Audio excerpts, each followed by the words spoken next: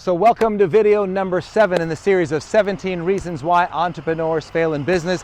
So we are going to be leaving here, taking off in a little bit, so they've got some fuel here, so we might have a couple little distractions. So one of the reasons people fail in business, and this one is big, and it really takes some, I would say, deep thinking.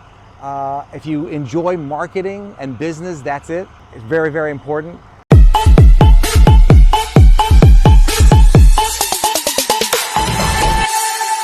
I remember years ago when I got into the speaking business, I decided to seek out people who were already successful. And I found one lady and I said, what's the difference between those who make it and those who don't? And she said one sentence to me that I've never forgotten. She said, those who market, make it. So what essentially is marketing? The overall easy definition of marketing is basically anything that you're doing to attract customers that convert to sales. So let me share with you, in this video, I'm going to share with you 2 phenomenal marketing strategies that 2 people came up with because they were forced to. And many times the marketing strategies that people come up with, they come up with because they're forced to. A great example, Virgin Atlantic Airways. Virgin Atlantic Airways is absolutely phenomenal at their marketing. So here's one particular example. This gentleman, he had a business amongst other buildings that were around him that also had businesses, and somebody came in, they wanted to buy everybody out, knock everybody down, and build this huge mall. So everybody sold out except for him. They offered him more money, he still said, no, I'm not moving. So the investors and the developers, they said, you know what we'll do, here's what we're gonna do. We will go ahead and just build around you. Eventually you'll cave in. He says, no, I'm not giving up. So they knock down all the buildings around him, they start building the mall, and they try to come to him one more time. Do you want to take our offer? It's a great offer. The man says, no, I'm not taking your offer. They're building and building, and his building looks like crap, and this new mall looks amazing. And now it comes time to have the grand opening. And it's very obvious, his building seems to be a sore thumb there, while the new mall is all around him. So he gets a little nervous, but he decides he's gonna do something on the grand opening. So it's grand opening day. He puts a massive sign over his building that reads, mall entrance. That's marketing. So what happens now? People come to him thinking that's the mall entrance. They go into his store. He gets a lot of foot traffic. Great idea. That's a great example of marketing. So many times when the competitors come in and you're thinking, oh my gosh, what am I going to do? What am I going to do? If you have the right attitude, you will use your right thinking and that scarcity of like, oh my gosh, there's competitors coming in. But let that help you find marketing strategies. Here's another one. This one is really good. This is of a lady who had a beauty salon and she's charging $20 for a haircut. Competition comes in and they put their signs all over the streets and so forth. They build their building, they get everything all set up, and they have a sign that says $6 haircuts. Think about that. Now, if you are a business owner and you're charging $20 for a haircut and the competition comes to you and they're going to charge $6 for a haircut, that's probably going to make you think a little bit, wait a minute, we're charging 3 times the amount. So what does this person do? Absolutely brilliant. She puts a sign on her window after they open up that reads, very big and clear, we fix $6 haircuts. Absolutely brilliant. So I want you to be thinking about what might be some strategies that you can use to grow your business. Now, you see the jet, I use the jet tremendously in marketing. That's part of one of our marketing strategies. We use the jet to take people to Sandals Resorts for our coaching program. Think about what are the things that you can utilize in your marketing.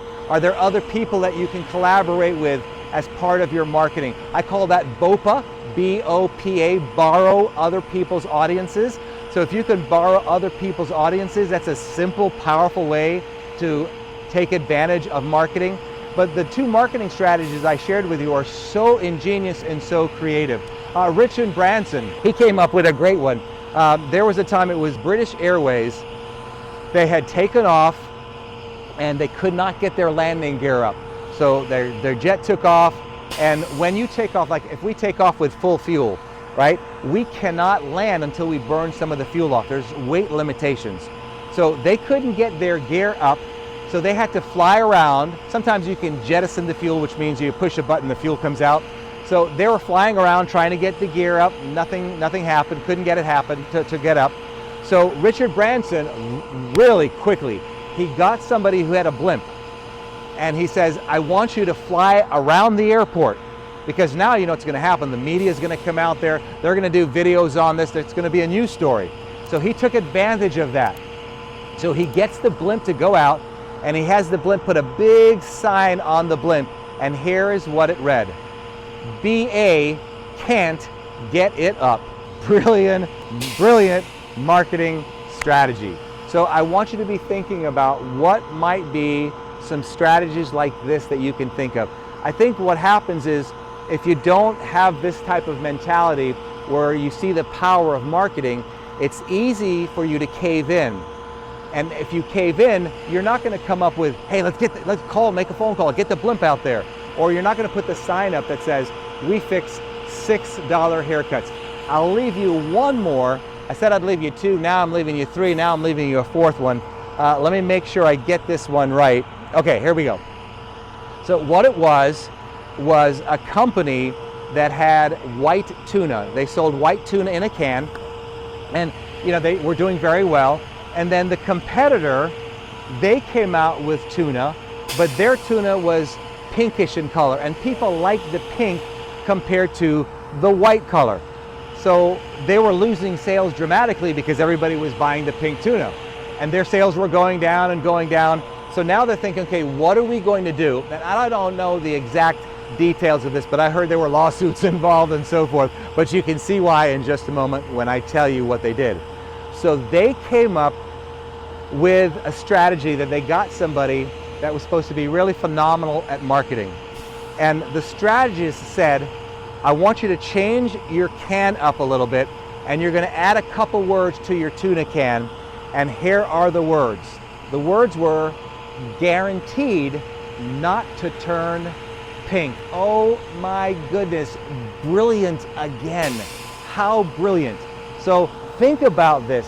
What can you implement? How can you come up with some really brilliant ideas? And you'll see that, especially when you see hotels doing advertising against the Airbnbs. The hotel, they have this ad about, you know, you don't know who's going to be in your house. They're going to come in with cameras and see you and spy on you, and the pool is all ugly. And then the Airbnbs, they'll have ads against the hotels. So think about those strategies. Remember, we fix $6 haircuts. Awesome. BA, British Airways, can't get it up, right? Mall entrance, and guaranteed not to turn pink. All right, don't give up on your marketing. Those who market, make it. I'm out of here. Between now and the next time we get to chat, you know what to do. And if you don't, you do now. Title of one of my books, Don't Let Others Rent Space in Your Head. All right, we're out of here. We're going to take off and head to the next city. See ya.